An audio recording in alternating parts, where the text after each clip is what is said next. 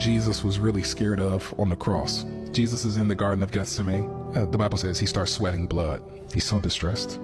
He says, if there's any other way, please tell me. Many people think he didn't want to have to go through the pain he went through on the cross. And that was the most excruciating pain you could think of. Jesus would have loved to be treated the way they treated him on Passion of the Christ. It was such a cute depiction of what really happened. He would have ate that. His intestines were hanging out. His entire rib cage was showing on both sides. His beard chunks were pulled out. His spine was opened up and exposed. Isaiah chapter 11 says you could not tell whether he was man or woman. And he was naked. He had to carry a 200-pound, 300-pound cross, like how we squat in the gym. He had to carry that for some miles up a hill, and he carries it for a long way.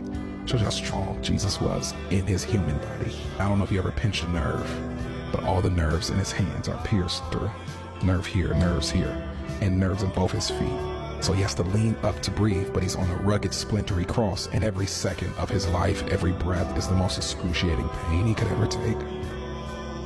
And he doesn't say anything. The only time he yells out, the sky gets black, goes dark until 3 o'clock. The Bible says at about 3 o'clock, he screams in pain, saying, my God, why have you forsaken me? Because from noon to 3, him and God are having negotiations about you.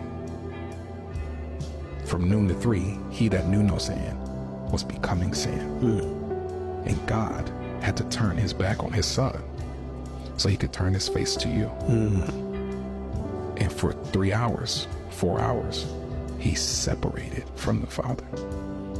And the worst pain he felt in that moment was not his intestines hanging out. It was not his spine exposed. It was not the railroad nails in his arms. It was that for 4 hours, I don't feel him. What Jesus was really scared of on the